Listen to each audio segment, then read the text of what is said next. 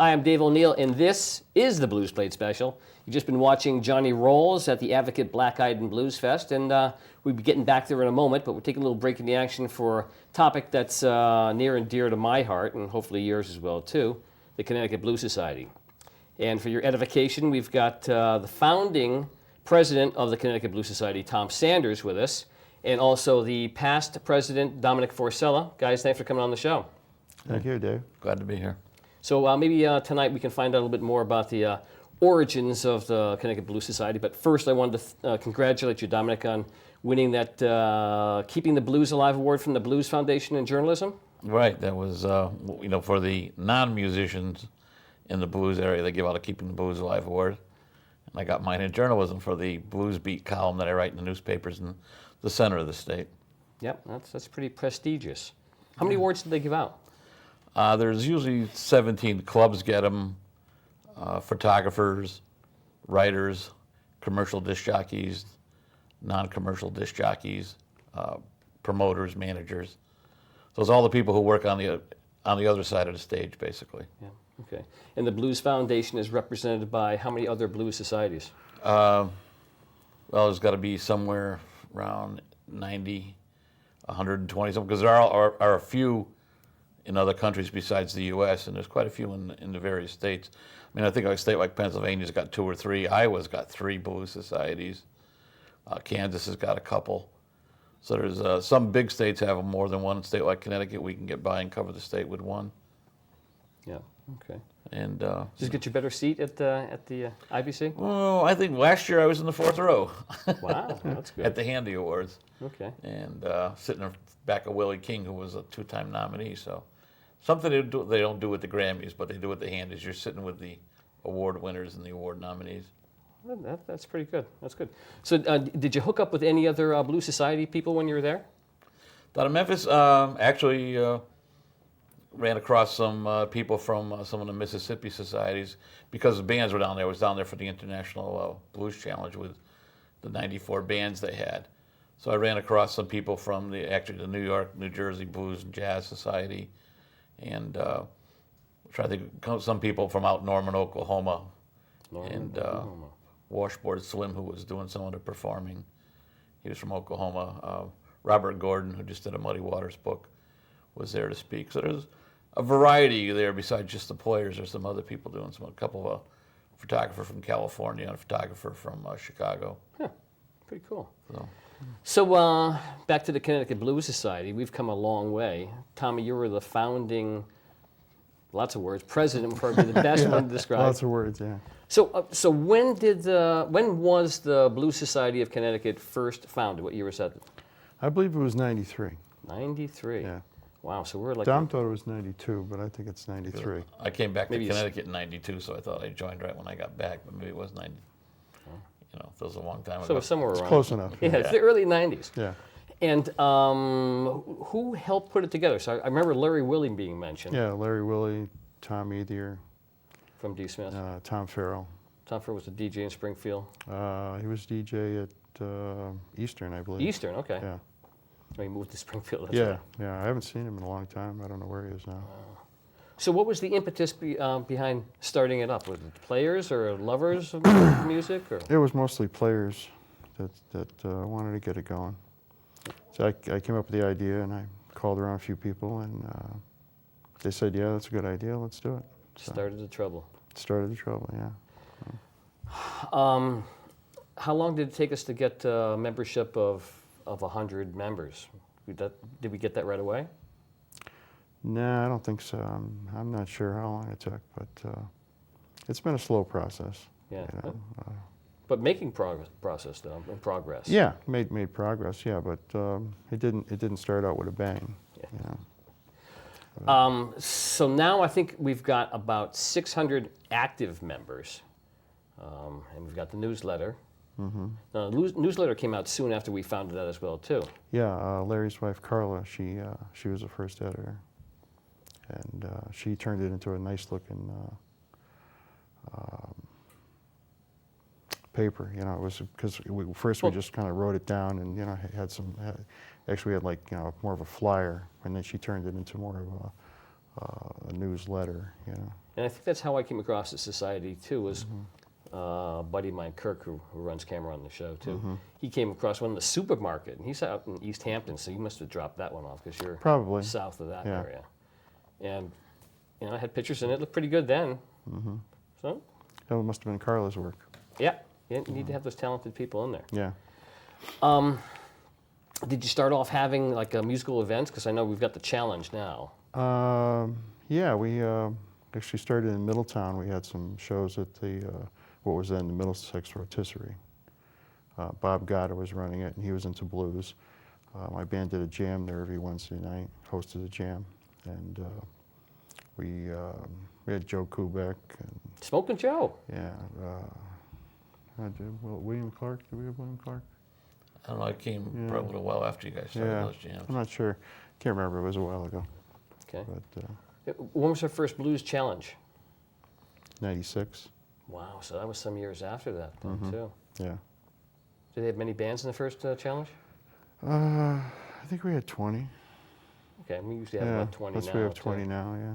Yeah. Yeah, it's it seems how it works out that way. You know, don't really put a limit on it, but that's how it works out. Yeah, some people don't come back the next year and Yeah. then come back the year Yeah, every after year that. is somebody different. Seem to get about 30% seem to be new bands coming into it though, so that's always good. I'm amazed at the number of bands there are. Yeah, and you know, it's progressed pretty good. We've had a lot of good bands. You know, sent quite a few bands to Memphis, and none have won yet, but Come close though. they've done well. You've made it to Memphis. Yeah, D. Smith made it. They make it once or twice. just once. Crandall made it twice. Yeah, Crandall went twice. Yeah. Blue Seal.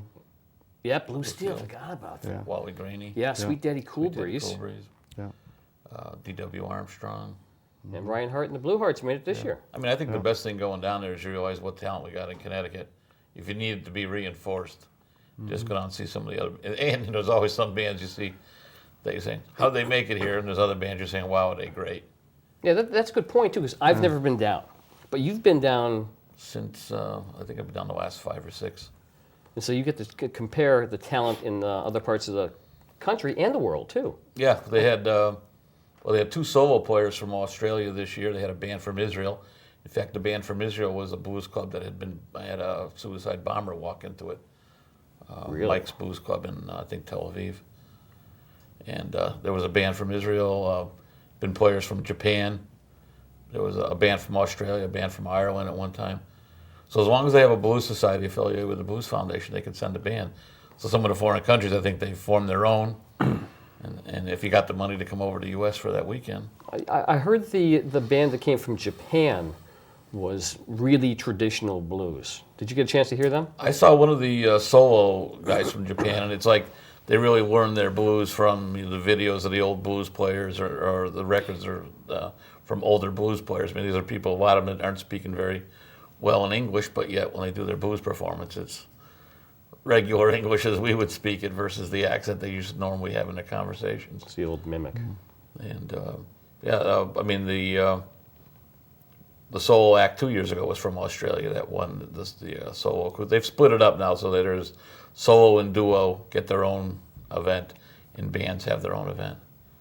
And Ryan did well. I mean, he was in the place with the band that was the Buzz on the Street, 19-year-old player who spent the summer living with Otha Turner before he passed away. Graduated from high school, moved down to Mississippi, formed a band with Junior Kimbrough's son on drums, and plays Mississippi Hill Country Blues. It's kind of hypnotic, almost a long, kind of ravish rap, if you can call it that, in the modern music. And the club was packed. They closed the doors when that band came on. They couldn't put any more people in the club.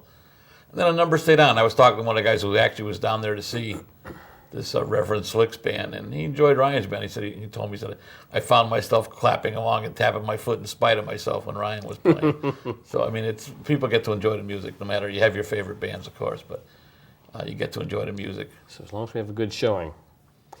Now, you came up to Connecticut, what, 92 you said? 92, yeah. Prior to that, you were associated with another blues society, weren't you? I was the member of the DC Blues Society down in Washington, and yeah, hung out with them. I mean, if I hung out with them a little more longer, I probably wouldn't have come back home. But they had a pretty active blues society. There was a couple of clubs that they had events in every other month, and then during the winter months was a Sunday afternoon jam once a month. When I was there was a place called Tacoma Station, which is a bar right on the D.C.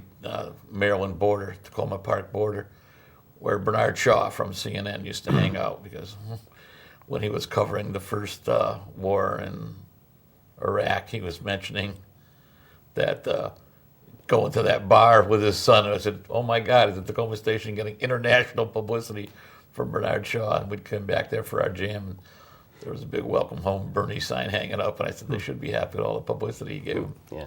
Now, how did their membership list compare? How many members did they have? I don't know in terms of members. They really compartmentalized it. There was like 3 or 4 people in charge of the newsletter, 2, 3 people in charge of the jam, and then the rest of the officers.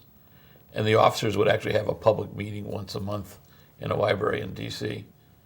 So they just had certain people who liked doing specific parts. Yeah. And a couple other people who would run the monthly events at a couple of the clubs. Kinda like Same us. thing. Yeah, same thing. It started off with some of the band members, and by the time I left there, some non-band members were taking a more active role, running the Blues Society. But most of the non-band members were doing the newspapers and the meetings and the membership and things like that, while the band members were running the jams and the shows. Yeah. Now, Tommy, I always think of you as the brains behind the Blues Challenge. Yeah. I know you find it funny, but it's Yeah. true, though. Yeah. Now, was it your idea to put that together from the start? Yeah, well, I had heard about the Blues Foundation having this competition, so I thought we should be involved. So I don't remember exactly how I started it, but I started it. Yeah. Well, it was '96, right? Yeah, '96. Okay, that was the first one we had. And was that? And so, I'm trying to think of who was involved in the first one. Wasn't Blue Steel in the first one, and Yeah. Toefield and Johnny Vibrato and the Razorbacks, and Triple Yeah. Threat Blues Band, and a couple others. Okay, I do remember that. Yeah, I think you got it. Yeah. Yeah, I think I was just starting to get involved. I think I got involved with Yeah. the organization like. Plus a there year was before. others because we had we had probably close to 20 to start out with. Yeah. I guess we had preliminary rounds in 5 different clubs, I guess. That's right, because back in those days, we went to different Yeah, clubs and did the moved it around. preliminaries. Every week was a different place. Yep. And we had the finals in some park someplace. No, the First year. year was at Husky Blues. Okay. Yeah, And Then we did a couple years at Stage East, Stage East. Yeah, and then outside with the March of Dimes. yeah. Yep. Yeah, those were nice. I like that. Yep. So now we're just getting underway with this year's Blues Challenge. Mm-hmm. We're going to have the preliminaries at Black Eyed Sally's. I'm assuming that's what we're doing. Yeah. Yep. And then there's some talk about having the finals at some kind of outdoor venue in downtown Hartford with a headliner this year. I think that's the game plan, isn't it? That's being kicked around. Whether it's actually going to happen or not, I Too don't know. premature. Yeah. Okay. So we've had 20 bands for all the past years as well, too. So I'm guessing that we'll come up with like 20 more this year, too. I would think so. Yeah. Yeah. Maybe some of the ones that were in the past that haven't been back in a couple of years come back. You never know. Again for the next round. Yeah. I noticed last year, and I'm expecting this year as well, too, that we're getting a lot more bands from other parts of Connecticut. Like in the past, we've had Eastern Connecticut and even some in Southern Connecticut, down in Stonington area, and then a lot in the Central Hartford area. Mm-hmm. Now we've got some in Norwich, in Danbury, and Newtown. Right. So I think the word's getting out down there. Yeah. I don't know if it's they just didn't know about us before or we didn't know about them, but because we were basically Hartford based. Yep. And so yeah, it's definitely spreading around. Yeah. And to be a participant, you have to have 2/3 of the members have to be from Connecticut? Yeah, I have to live in Connecticut. Yeah. Okay. Yeah. So if you have, I guess it's the 1/3 rule. 1/3 rule. Yeah, 1/3. If you have one 1/3, more than 1/3 that's not in Connecticut, you're out. You have to fire people from the band. You're from Massachusetts. That's it.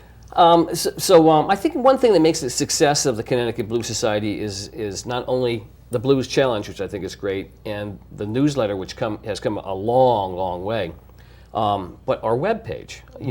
I see that we get a lot of hits from that as well too, and Dave Jones is the webmaster Right. from the Chili Blues Band. Yeah, he's doing a good job. Yeah. So I'll put a little, right about here will be the address for the Connecticut Blues Oh, Society. really? So Okay, people good. can look it up, and we've got lots of pictures that are out there on the web page, and then what's happening in Connecticut for blues news and musician classifieds and pictures from the last events and Radio programs. radio programs and television programs and too, right? Blues TV. Yeah, Blues TV. Yeah. So that's good. So, Domenic, like I said, you've had more association with other blues societies. What do the other ones do that we are not doing? A couple of them like to have sponsored jams. Down in the Baltimore Blues Society does bring in national talent 3 or 4 times a year and have a bigger festival. I don't know if any of them do a challenge as big as we do it. I mean, I know there are some, and I think I've teased Tom about this. They say, send us your CDs and tape, and we'll pick the top 4. Going, yeah, and I will be hung. I mean, and plus it's so much more fun. I think the bands enjoy seeing other bands.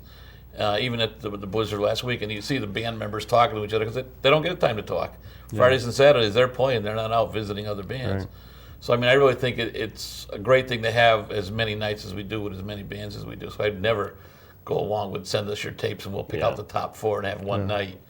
And I think the newsletters are always good. The other thing which is always hard is the blues in the school, some of the organizations do. But overall, there's different strengths in the various societies. And some of them are enormous. I think the Cascade Blues Society has like 1,400 members. I don't know how you hold a meeting or do anything, but You think they all show up? yeah, I think they're pretty. Gives them pretty much chunk of money to play around with their newsletter. Gives them down payments to bring in some national acts or work on a festival. The DC Blues Society does a Labor Day weekend blues festival in DC. So there's little different ways they go about getting things done. Well, that's good. Do any of them have like we've produced that local flavor CD, which has 17 bands from past Blues Challenge participants? Has anyone else made their own blues CD?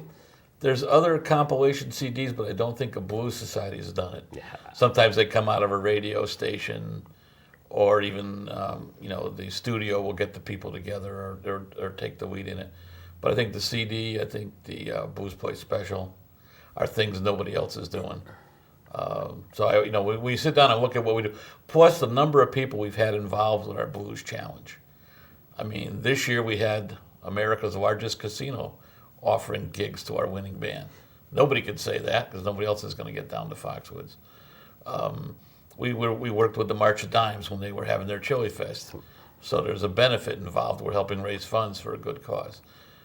Just a number of organizations that got involved with us. A lot of people don't do it. They'll just have one club.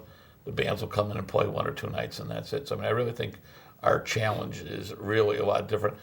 Without a doubt, our bands get more prizes than any of the other bands. A lot of times they'll end up doing a fundraiser, have like a 3 or 4 bands come in and have a Sunday afternoon fundraiser to get money for the band going to Memphis. Ours, the prize package and all the gigs they get, really helps cover most of the expenses when they go down to Memphis. Yeah. Well, I guess we couldn't have all the directors in here tonight. So who else are the other directors? Kent Kirkland, he's on the board. Right. Kent, I was saying, provides the dancing of the blues board of directors, seeing as most of us will be listening to the music. Kent's the more active one on the dance floor for us. Yeah, he was a dancing fool at the Blues Blizzard we just had this weekend. So I didn't see you out there dancing, Tom. No, I wasn't dancing. No. You were working the table. Yeah, working at the table, yeah. Yeah, he was a good. Selling tickets. Yeah. And then who else we got? Andy Grabowski. Yeah. Dave Jones is our webmaster. Who else is on that list? Who am I forgetting? Oh, Vinny Cervoni, Cervoni from New Haven. our mouthpiece. Yes. Right. Yes, her attorney. Yep. So, and so maybe next time we'll have them in here to talk about this as well too. So hopefully, we've got that CD out now. Maybe have we burned enough CDs where we can go out and get a new version of it? I don't know. Local flavor too. Yeah, that would be a good idea. So I think we got enough new bands that we won't have a lot of duplication of bands from the first CD. Probably get a CD with probably half of it would be newer bands. yeah, we've got 17 tracks on the first one.